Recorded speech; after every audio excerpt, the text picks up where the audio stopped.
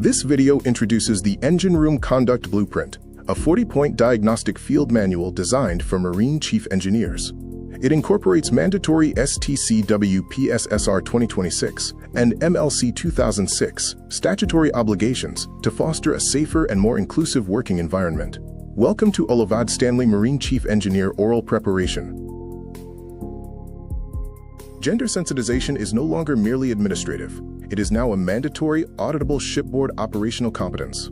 This video outlines two primary tracks: the MLC 2006 baseline for living and working conditions, and the mandatory STCW PSSR 2026 requirements starting January 1, 2026. This manual is structured into 5 operational domains, ranging from the statutory framework to leadership and mentorship.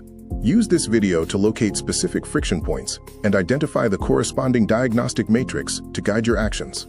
Operational Domain 1 covers statutory scenarios such as unequal overtime pay, medical leave requests, and accommodation assignments. These situations require chief engineers to uphold MLC and STCW mandates with transparent and unbiased practical actions. Enforcement requires addressing challenges like unavailable shore HR or cultural differences. Chief engineers must integrate policy into daily life, enforce international standards over personal bias, and classify severe harassment as a critical shipboard safety risk.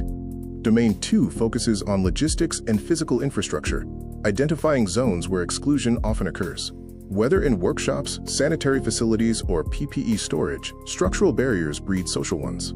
Chief engineers must actively engineer out these environments of exclusion. Solving structural exclusion involves practical actions like procuring bespoke PPE, installing privacy locks, and ensuring mechanical aids are used for all tasks.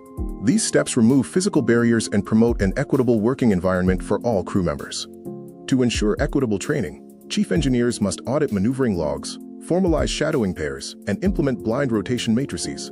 Standardizing assessment rubrics across all ranks ensures that qualifications are determined by performance, not gender. When harassment or bullying is observed, follow the 5Ds activation flowchart. If it is safe to intervene, choose between being direct, distracting the situation, or delegating. If not immediately safe, prioritize documenting the incident and checking in privately. Domain 3 covers low-level harassment and subterfuge. Whether it is inappropriate banter or the deliberate withholding of information, the chief engineer must use the 5Ds to interrupt, force inclusion, or provide support, effectively restoring authority and professional standards. For complex or digital escalations, such as inappropriate comments by the master or offensive content in group chats, the chief engineer must act decisively. This includes documentation, direct address of the group, and initiating formal disciplinary procedures when necessary. Domain 4 outlines the complaint escalation pipeline. This structure ensures equal dignity and fairness for all parties, providing for an initial report, immediate safeguards, confidential fact-finding, and adjudication, all protected by an anti-victimization barrier. A trauma-informed shift in response is critical.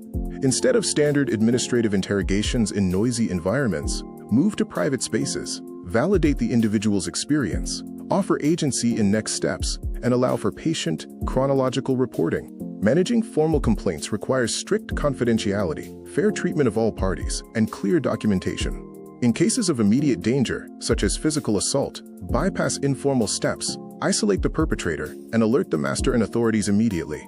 Finally, ensure operational continuity by protecting against retaliation. Use your authority to manually adjust schedules, maintain the presumption of innocence during investigations, offer anonymous statements, and conduct mandatory PSSR refreshers to resolve lingering tensions. Moving to Domain 5, Leadership and Standing Orders. This domain emphasizes that while policy is written shoreside, the actual culture is defined by your standing orders.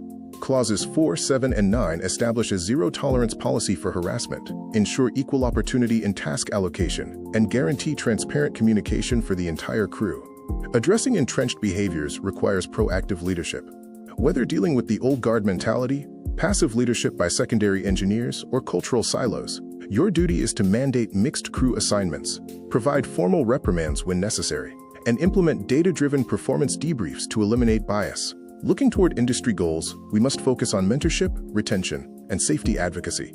Practical actions include establishing formal mentorship programs for cadets, conducting mandatory exit interviews to identify cultural friction, and appointing rotating safety officers. These prepare the department for the upcoming STCW PSSR audit.